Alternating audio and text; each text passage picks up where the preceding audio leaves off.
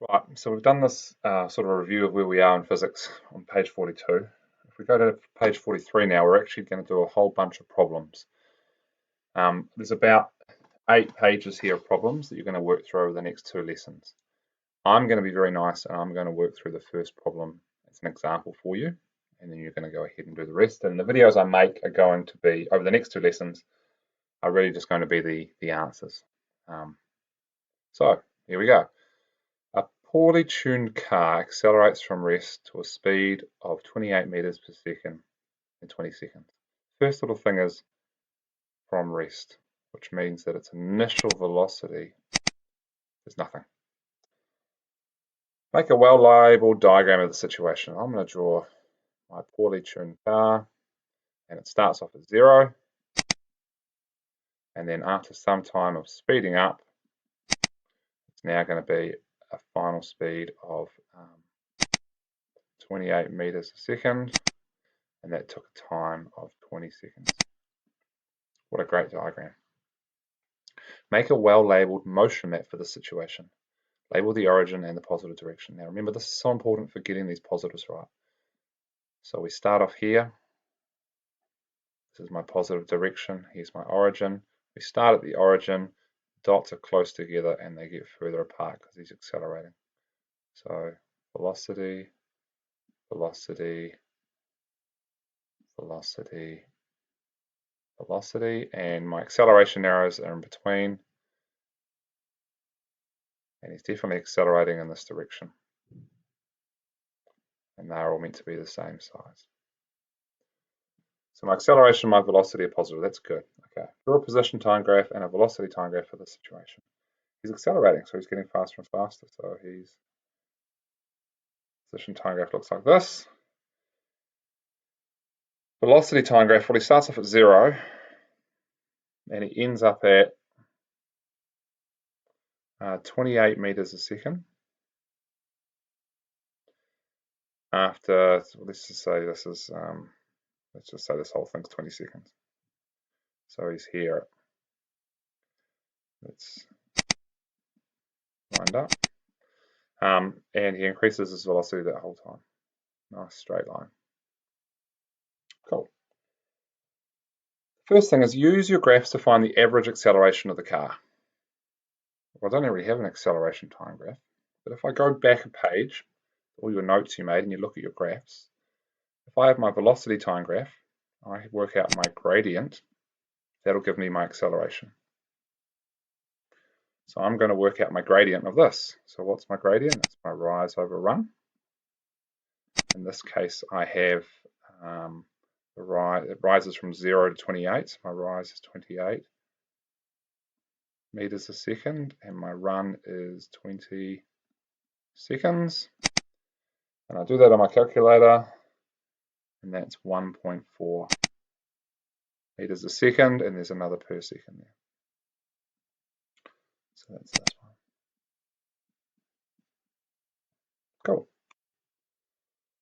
Now it says using a formula, find the average acceleration and check your answer to D above. So I'm basically asking you to do the same problem, work out the acceleration, but with a formula. So if we go back, what formulas have we got for acceleration? We've got these 4.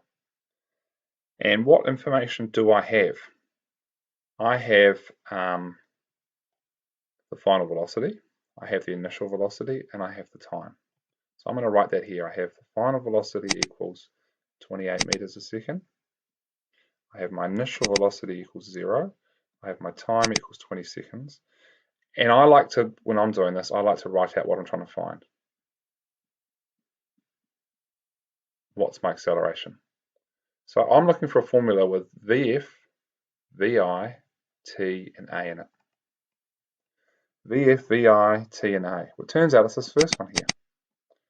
So I can write it down. VF equals VI plus AT.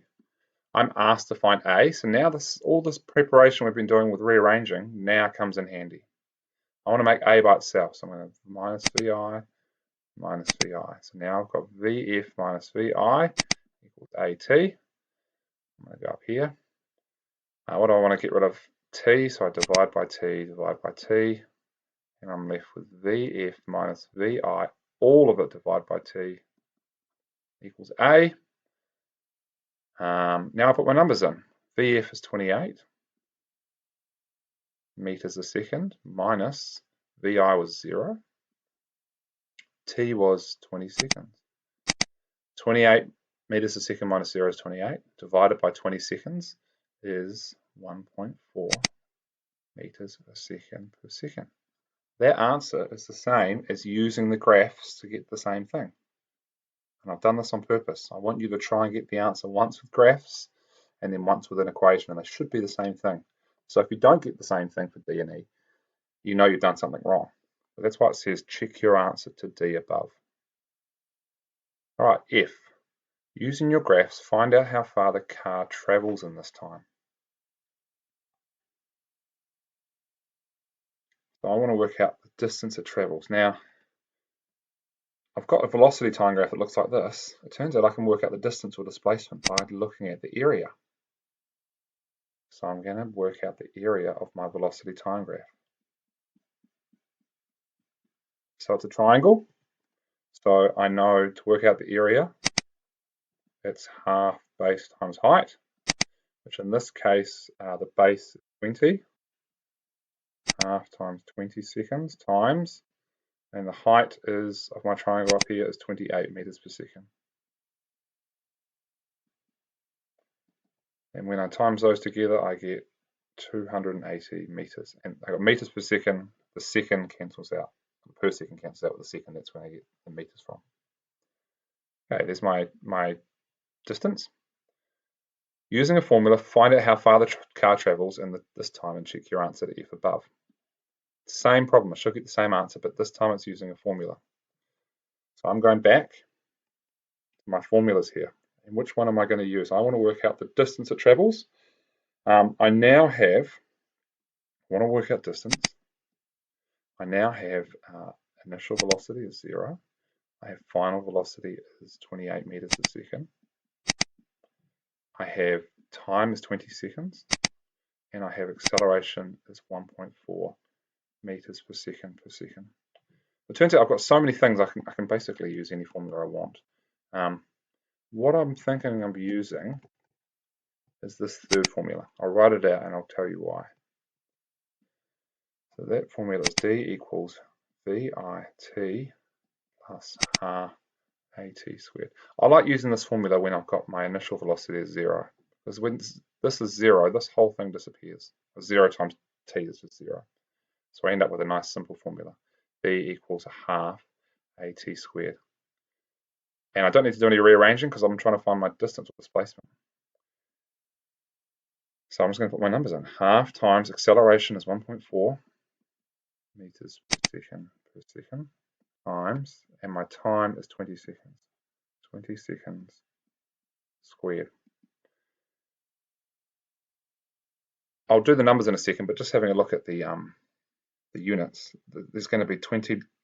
The seconds squared means it's going to be seconds times seconds, and that cancels out with both of these seconds. And so that's why you're left with just meters.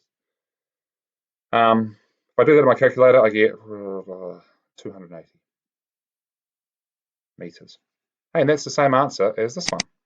Good, good. So the whole point, and these are going to follow through, I'm asking you once to work out using a graph, an answer, and then I'm going to ask you to work it out separately using a formula, and hopefully those will be the same. So in the next video, you're going to, and I'll tell you at the start of the video, you're going to be attempting, for this lesson anyway, problems 2 and 3, so page 44 and 45. In fact, I think that's on that next one. There we are. Question 2 and 3, and that's the end of this lesson, is question 2 and 3 today. You will do those, and the next video will have quick answers, so you don't have to go through all the working, and then after the quick answers will be all the working if you need the working on how to do it. So stop the video, and after you've got down question 1, and have a go at question 2 and 3 yourselves. Great.